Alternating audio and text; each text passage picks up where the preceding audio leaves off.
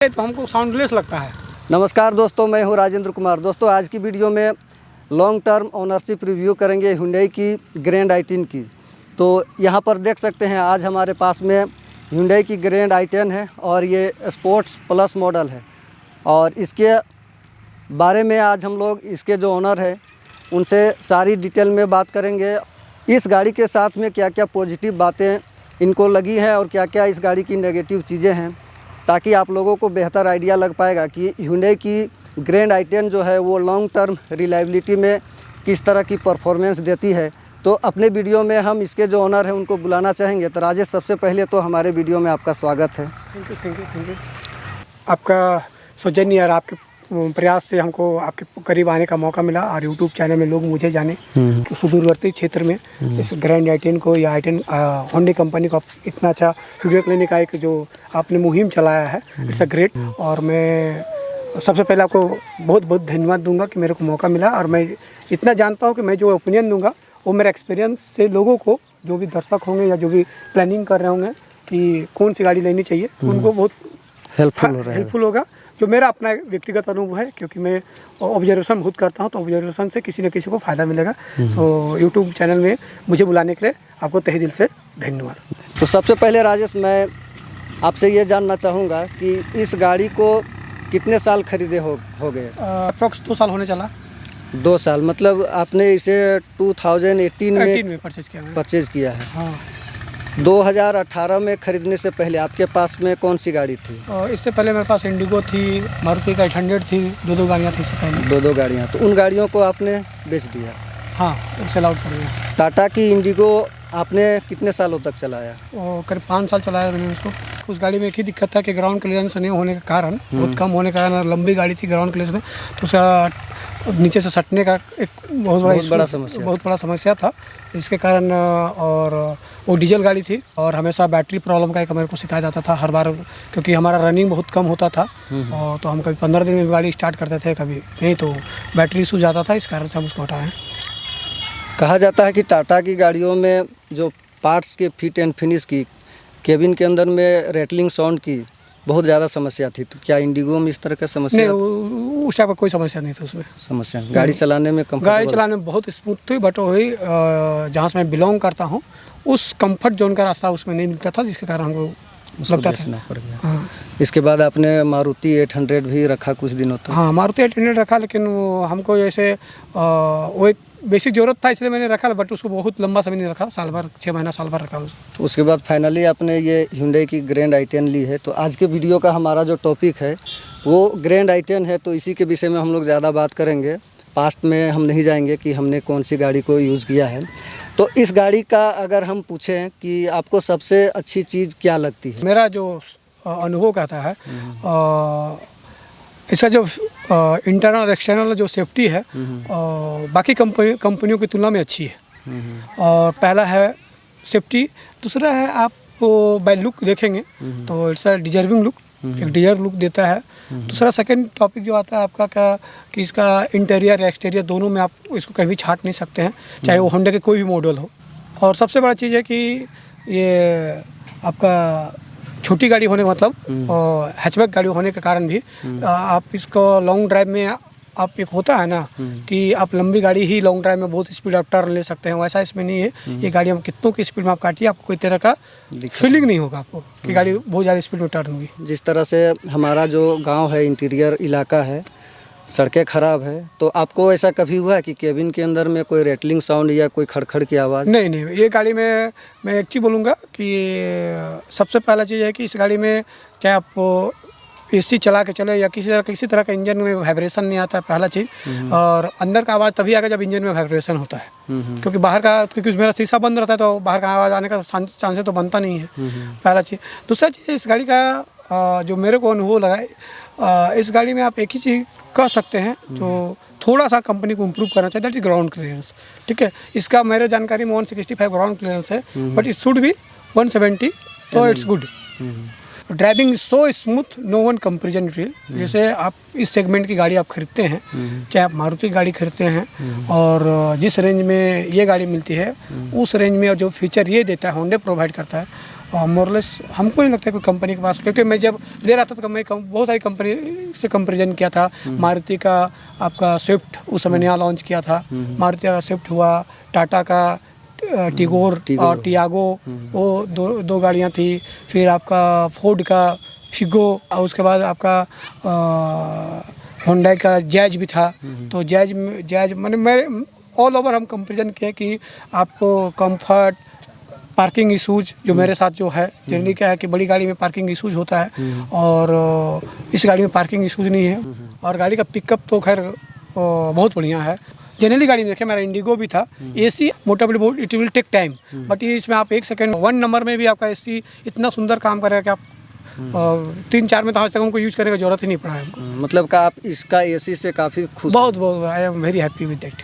दूसरी चीज़ है कि इस गाड़ी में जो इंजन दिया गया है 1.2 लीटर का पेट्रोल इंजन है, वो सेम इंजन जो है वो i20 में भी होता है। ठीक है, तो i20 का ओवरऑल जो कर्व वेट है वो काफ़ी ज़्यादा है और उसका जो वेट है कम होने की वजह से इंजन सेम यूज़ हो रहा है और इसका वेट जो है कम हो जाता है, जिसके चलते पावर टू वेट रेशियो जो है वो काफ़ी अच्छा हो जाता है, जिसके चलते ये जो 1.2 लीटर का पेट्रोल इंजन है इससे काफ़ी बढ़िया परफॉर्मेंस मिलता है। अगर मैं आपसे पूछूं कि ये गाड़ी आपको क्या माइलेज अभी दे रही है सिटी में अगर बात करें और हाईवे की बात करें? देखिए मैं तो आपको टू बी फ्रैंक बताता हूँ कि आज तक मैं गाड़ी माइलेज नहीं नापा हूँ, चाहे पहले कोई भी गाड़ी रहता था, क्योंकि चढ़ना हमको इंडिविजुअल चढ़ना तो नापते नहीं है, बट कंपनी 17.5 कोट हमको किया था।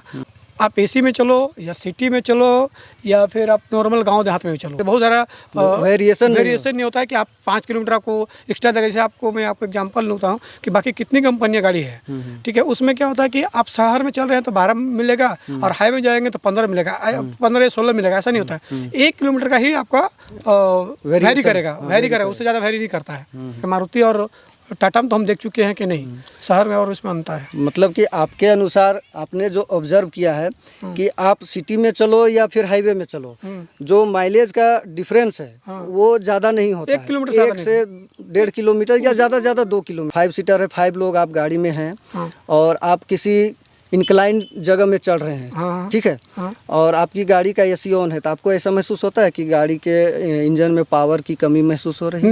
नहीं, इस तरह का फील कभी नहीं हुआ? इस तरह का कभी फील नहीं हुआ है।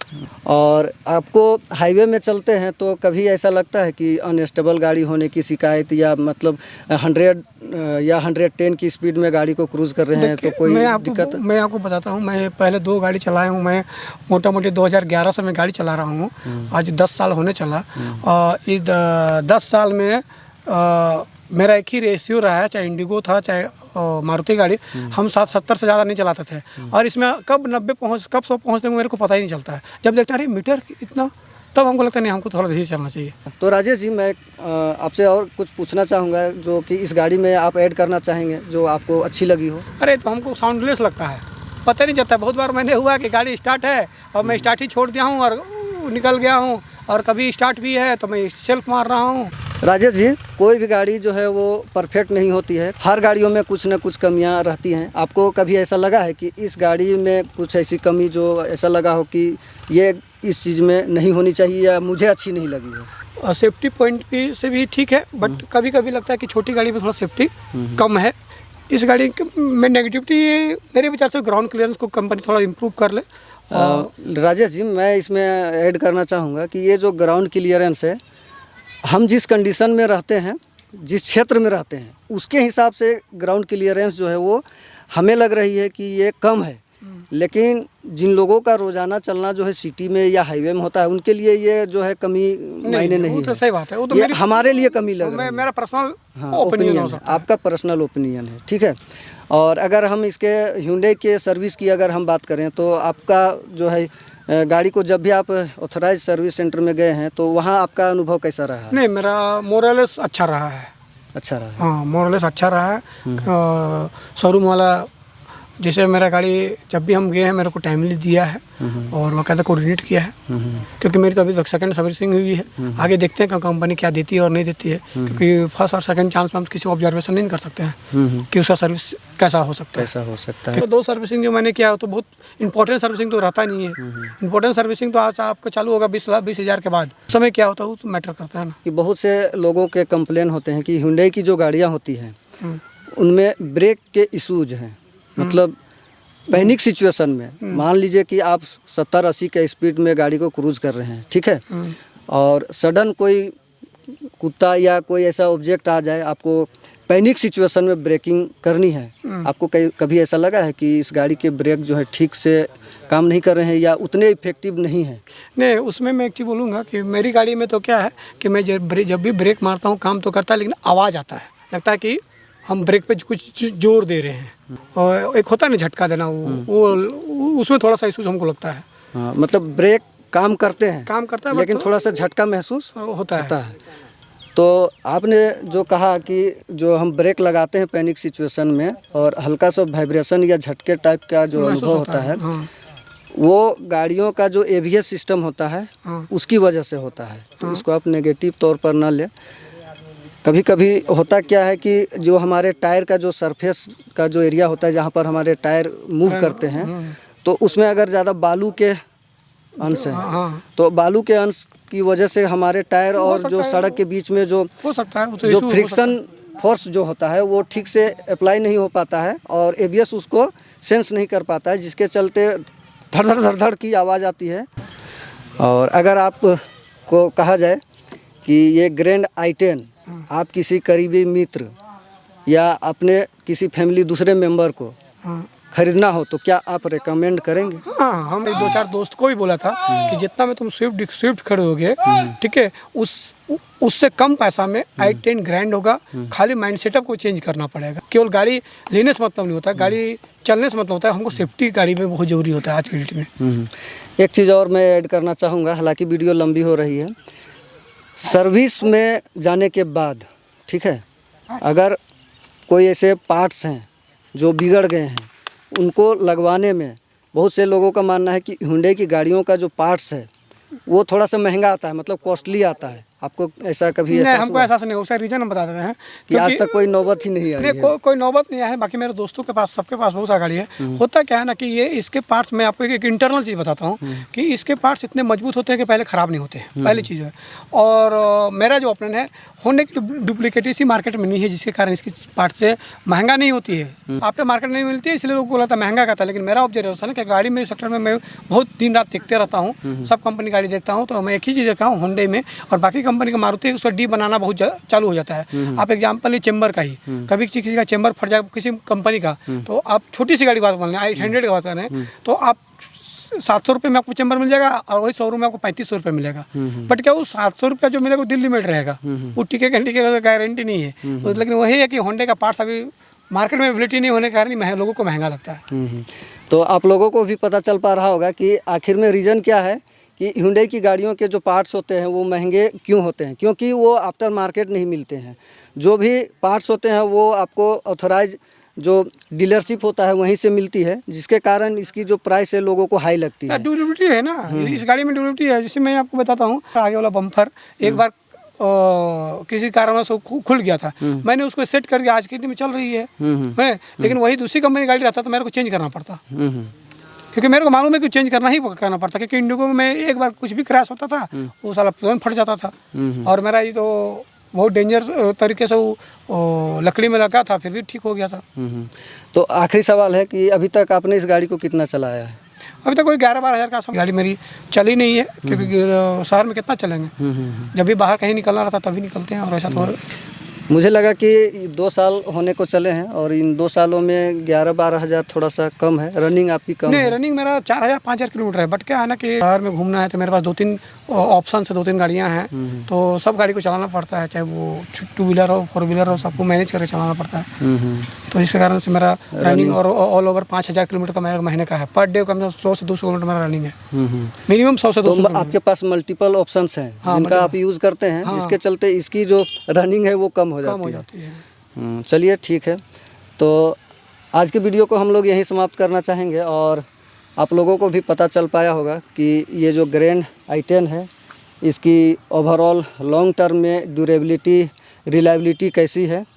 और जिस तरह से राजेश जी ने बताया कि आप देख सकते हैं कहीं से भी गाड़ी का एक्सटीरियर हो चाहे इंटीरियर हो, कहीं से भी गाड़ी की आज तक कोई समस्या नहीं आई है, जबकि मैक्सिमम टाइम ये हमारी गांव की सड़क पर ही चलती है। गाड़ी के केबिन से किसी भी तरह की कोई रेटलिंग साउंड नहीं है। गाड़ी के दरवाजे की वेट को भी आप देख सकते हैं, एक प्रीमियम एहसास कराती है।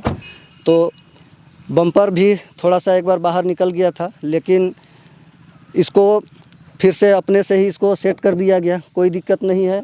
गाड़ी आप देख सकते हैं कहीं से कोई भी डेंट नहीं है, कोई किसी तरह का एक्सीडेंट नहीं है। थोड़ी बहुत जो है स्क्रैच है, तो शहर में चलने से हो जाता है। गाड़ियाँ रोड में चलेंगी तो थोड़ी बहुत ये डेंट और स्क्रैच जो है वो आते रहते हैं। तो चलिए अब मैं इस गाड़ी को थोड़ा सा चला कर भी देखता हूँ और मैं इस गाड़ी के विषय में क्या सोचता हूँ, उसके बाद हम लोग वीडियो को एंड करेंगे।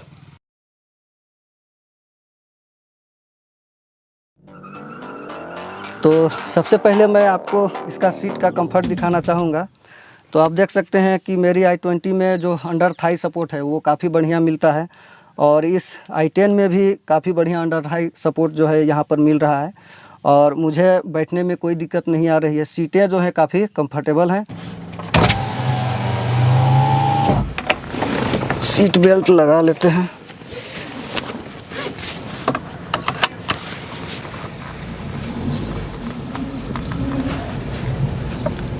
अगर मैं इस गाड़ी के क्लच की बात करूं तो आफ्टर 2 इयर्स इस गाड़ी का जो क्लच है वो काफ़ी लाइट है। किसी तरह की क्लच में हार्डनेस की कोई समस्या नहीं आई है और इसका जो सस्पेंशन है वो काफ़ी स्मूथ लग रहा है। किसी भी तरह के अंडुलेशन हो आपको ज़्यादा महसूस नहीं होगी और आपको गाड़ी को चलाने का एक प्रीमियम एहसास होगा। गाड़ी का इंटीरियर में किसी तरह की कोई साउंड मुझे नहीं नज़र आ रही है। स्टीयरिंग जो है काफ़ी लाइट वेट है, फेदर लाइट है। जिस तरह से हमारी i20 में इसकी स्टीयरिंग मिलती है सेम उसी तरह का स्टीयरिंग का सेटअप जो है आपको i10 में भी मिलेगा। एक बार मैं इस गाड़ी का जो फ्रंट का सीट है उसको पूरा पीछे कर देता हूँ। फ्रंट के सीट को पूरा पीछे करने के बाद आप देख सकते हैं कि मेरे पास जो है इतना लेग रूम बच रहा है जो कि सफिशियंट है। एक छोटी हैचबैक कार के नाते ये जो स्पेस है काफ़ी अच्छा है और काफ़ी मैनेजेबल स्पेस है। हेडरूम भी आप देख सकते हैं काफ़ी बढ़िया है। फ्रंट के सीट भी काफ़ी कंफर्टेबल है। 3 लोगों की बैठने की बात करें तो 2 जो है फुल एडल्ट और एक जो है बच्चा काफ़ी आराम से बैठ सकता है और अगर हम लोग के शरीर वाले लोग होंगे तो आराम से 3 लोग इस गाड़ी में बैठ सकते हैं। डोर की बात करें तो यहाँ पर 1 लीटर की बोतल होल्डर है। प्लास्टिक की क्वालिटी काफ़ी शानदार दी गई है। इसी तरह से आगे के डोर में भी आप देख सकते हैं कि जो विंडोज़ है उसके सारे पावर विंडोज़ के स्विच हैं। 1 लीटर की बोतल होल्डर है। एसी के जो वेंट हैं वो सर्कुलर डिज़ाइन में हैं। इस गाड़ी को Hyundai द्वारा जो है वो कंटिन्यू रखा गया है चूँकि इस गाड़ी का जो ग्रैंड i10 नियोस है वो भी आ चुकी है और वो 1.2 लीटर के पेट्रोल इंजन के साथ साथ में 1 लीटर के टर्बो चार्ज पेट्रोल इंजन के साथ में भी आती है और एक 1 लीटर का डीजल इंजन भी आता है। और ये हालांकि BS4 है, अभी तो इसकी BS6 वर्जन भी मार्केट में आ चुकी है। तो अगर आप इस गाड़ी को ख़रीदने का प्लान कर रहे हैं तो ये काफ़ी अच्छा ऑप्शन है। इंट्री सेगमेंट की जो हैचबैक कार है काफ़ी कॉम्पैक्ट है और लॉन्ग टर्म रिलायबिलिटी अच्छी होने की वजह से डेफिनेटली इस गाड़ी को लिया जा सकता है। और उम्मीद है कि आज का रिव्यू आप लोगों को पसंद आया होगा। तो मिलते हैं इसी तरह के किसी नेक्स्ट वीडियो में, तब तक के लिए टेक केयर। जय हिंद, जय झारखंड, वंदे मातरम।